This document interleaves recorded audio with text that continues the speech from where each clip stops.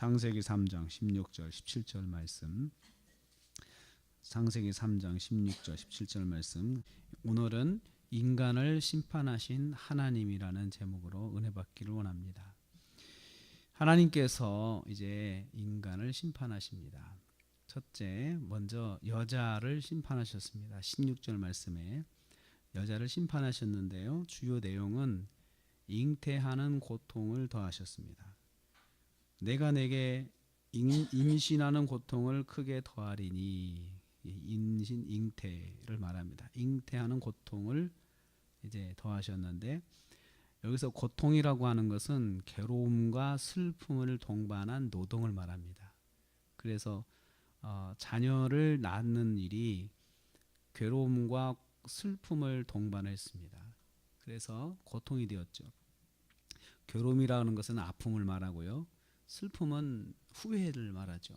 후회를 말하죠. 그래서 이제 여자는 자녀를 잉태할 때마다 그 괴로움이 생기게 됐고, 그 다음에 후회가 생기게 됐죠. 왜 그랬을까?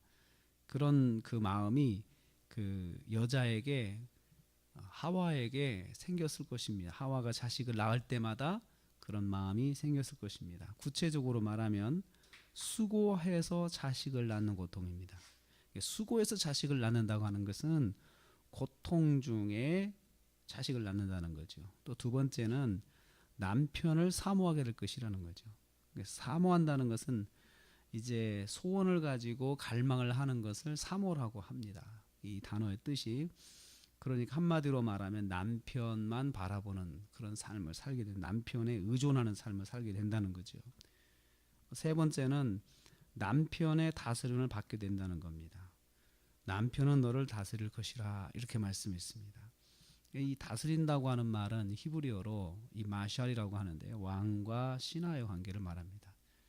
이처럼 그 남자가 주도하는 삶을 살게 될 것이다, 왕처럼 다스리는 삶을 살 것이다, 이것이 일종의 하나의 하나님의 징계였습니다. 그래서 이 말씀을 통해서 볼 때 이전까지는 자식을 낳는 것이 고통이 아니었을 것을 알 수 있습니다. 자식을 낳는 것이 고통이 아니었는데 이제부터 고통이 된다는 것입니다. 그래서 고통을 통하여서 자신이 행한 일을 기억하게 하시는 것입니다. 두 번째로 아담을 심판하셨습니다. 17절 말씀에 아담을 심판하셨는데요. 그 심판의 내용은 땅은 너로 말미암아 저주를 받고, 땅은 너로 말미암아 저주를 받고, 첫 번째는 땅이 아담 때문에 저주를 받았다 그랬습니다. 그래서 저주를 받는다는 말은 재앙이 오고 불행이 대책 없이 온다는 거죠. 알지만 대책을 세울 수가 없어요. 이 땅으로부터 오는, 이 땅이 저주를 받는다는 말은 땅으로부터 오는 그런 재앙과 불행이 오는데 이것을 막을 길이 없는 거예요. 그냥 생기면 당하는 것이죠. 또 이것은 무엇을 말하는, 땅이 저주를 받았다고 하는 말은 땅은 아담이 밟고 다니는 곳이잖아요. 삶의 기반을 말하죠. 삶의 기반이 되는 이 땅이 저주를 받았다는 것은 환경에 고통이 더해진 것을 말합니다.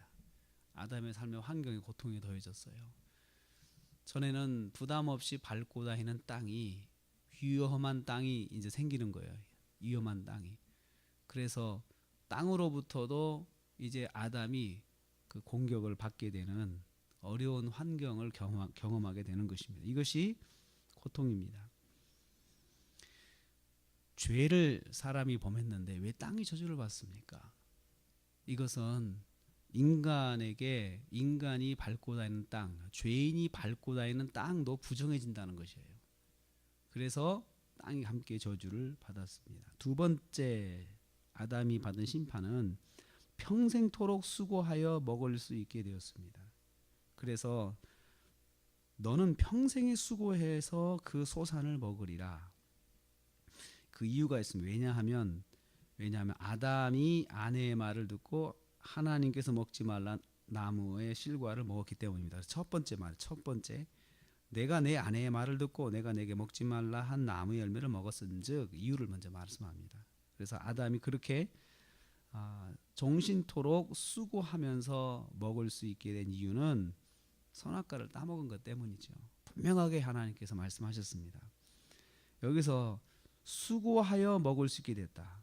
먹는 일에 수고가 고통이 더해진 것입니다.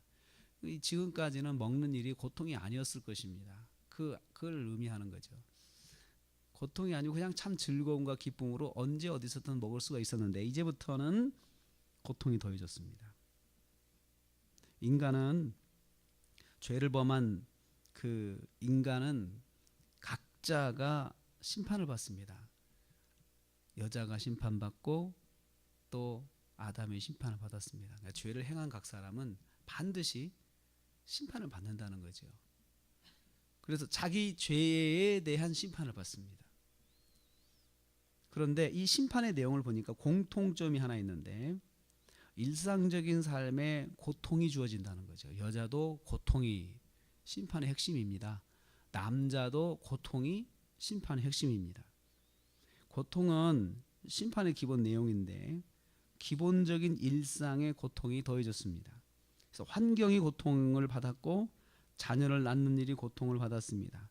먹는 일이 고통이 되었습니다. 하나님께서 기본적인 일상에 고통을 더하셨는데 그것은 기억을 하게 하시기 위한 것입니다. 고통을 받으면 우리는 기억이 나죠. 왜 그랬는지 기억을 하게 됩니다. 범죄한 일에 대한 기억을 하게 하시는 겁니다. 왜 그럴까요? 이걸 통해서 회개하고 하나님의 은혜를 기억하게 하기 위한 것입니다. 그래서 평생 동안 이제 그것을 기억하고 우리가 왜 이런 일을 당했는지 이런 일을 우리가 경험하게 되는지 기억을 하게 하시는 것입니다. 죄는 기억해야 회개할 수가 있습니다. 그래서 하나님께서는 반드시 범죄한 사실을 기억하게 하십니다. 그리고 기억 못하면 기억나게 만드셔서 회개하게 하십니다.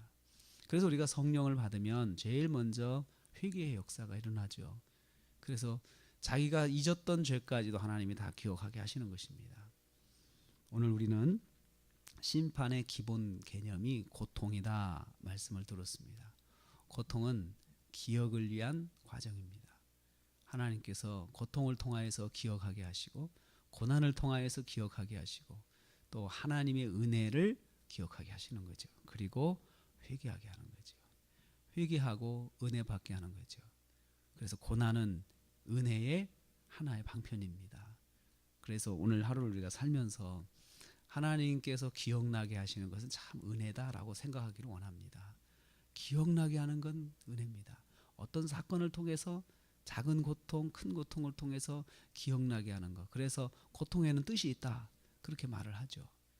오늘 하루 우리가 하나님의 은혜를 기억하면서 또 우리가 범죄한 사실에 대해서는 꼭 기억해서 하나님께 회개하고 하나님의 은혜를 잊고 또 승리하는 하루가 되시기를 주님의 이름으로 축복합니다.